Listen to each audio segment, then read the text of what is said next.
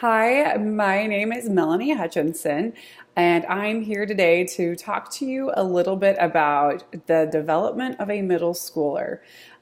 Usually, when we use the word middle schooler, people make a weird cringe or a face because that may not have been their favorite time of their own personal life. But here we are. Want to shed a little light on some of the questions, concerns, and positive things that can come out of that middle school age. So sit back, relax, and hopefully you'll learn something.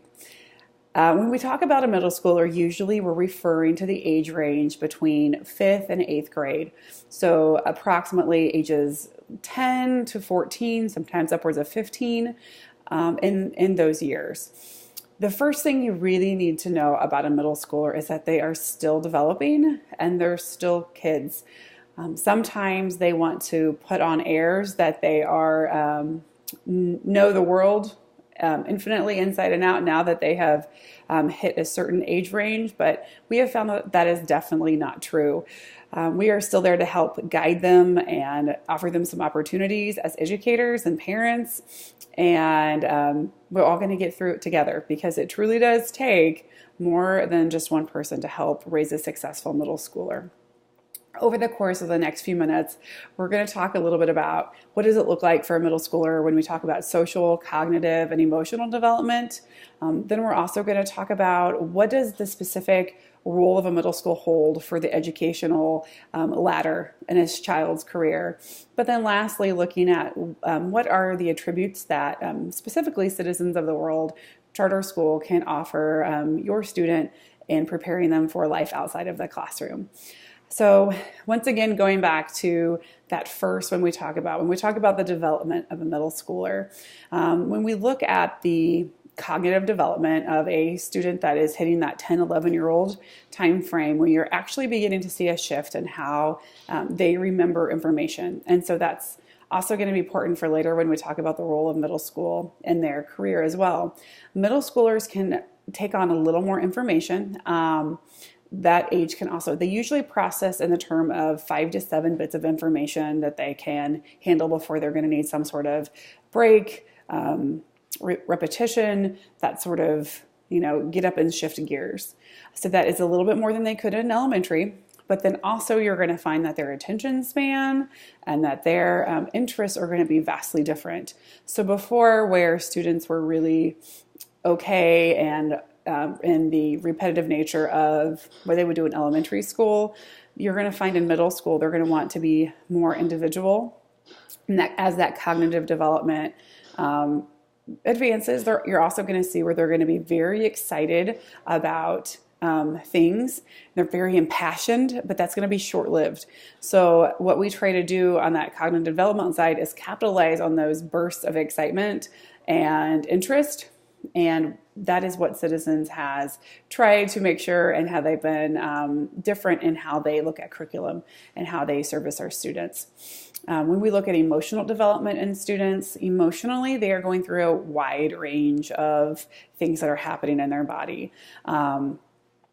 Ironically enough, the gene called the KISS gene is what kicks off puberty. And emotionally, you're going to find that your student is going to be maybe moody or really irrational sometimes. And all of that is actually based off chemical rushes to the brain. So that is completely normal. If you see big spikes in behavior or emotions or something that you may feel is concerning, always talk to school professionals or medical professionals just to make sure that is all within the normal range of emotions for a middle schooler. Yes, that's also when testosterone starts kicking into the body and estrogen starts kicking into the body. So we also get to deal with a lot of first feelings and emotions as we deal with our middle schoolers as they go through that 5th to 8th grade time period. But that's okay because middle schools, they're all in that same band together. So there are a lot of things that we see that we get to help students go through so they understand that they're normal, their body's supposed to be feeling and acting like this, and so we help them through that transition. The important thing is to make sure that you honor that emotion, otherwise then we get very shut off middle schoolers, and I don't want to talk about any issues that they may be having or basically putting a bridge in between those relationships that are so important with your middle schooler. Socially, your middle schooler is also going to want to be more interactive with their peers. This is a time where you're going to find that they prefer to be in groups, that they're going to prefer to be with their peers for work and for outside of work. So that could be sports, that could be social studies, it could be the next research project that they're doing that is out in the community. They're going to be amongst their peers. That is a much stronger desire as they hit those levels of development than they would have maybe in the past.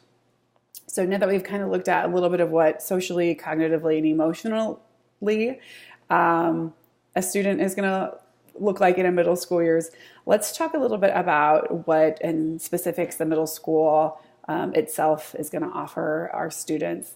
So 5th to 8th grade, middle school is not merely just a phase to get through. And sometimes often people just kind of like, if we can just survive this, we'll make it to high school. We don't want to merely survive our middle school years. We want to thrive with our students.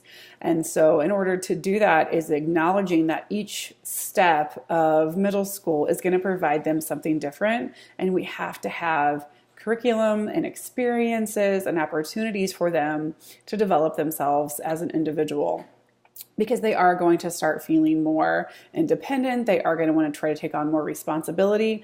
And we want to honor that phase in their life, but we also need to give them some structure and some guidelines in order to do that successfully so that we're not repairing it as they get older.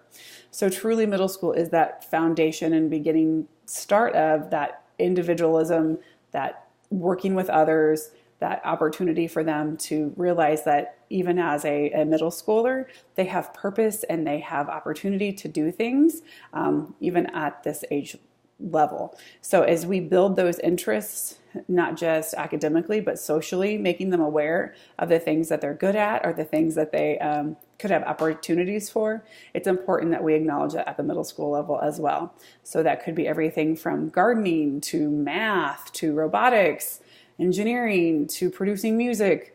How can we help them establish the things that they're going to need in order to become successful as they move on in their educational career, and also eventually on to college and outside of the K-12 environment. Lastly, let's talk a little bit about how Citizens of the World Charter School has developed a curriculum that really works on honoring the student as a whole. There is a lot of information based around project-based learning. In fact, there was a publication that came out. It was a 15-year research. They did they looked from 2000 to 2015 at project-based learning schools. And what they found was that the Lucas Group, who does a lot of educational research, what they found was that those students who worked in project-based learning skills had stronger inter and intrapersonal skills.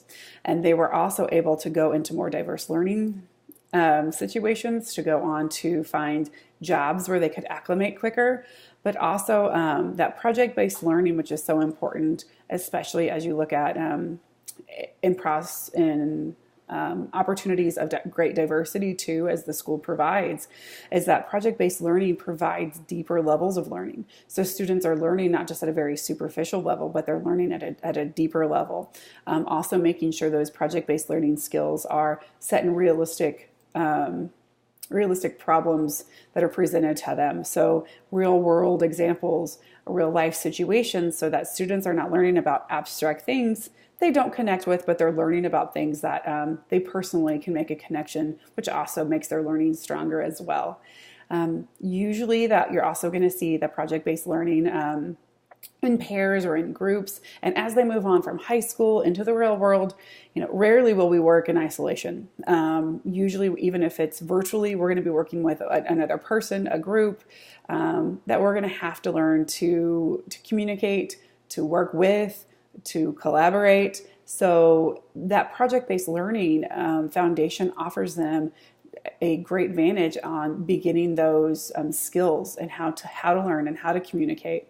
So I think that you'll be very pleased to watch how your students can grow and not just merely survive the middle school time period, but we hope that you learn to enjoy their middle school time period.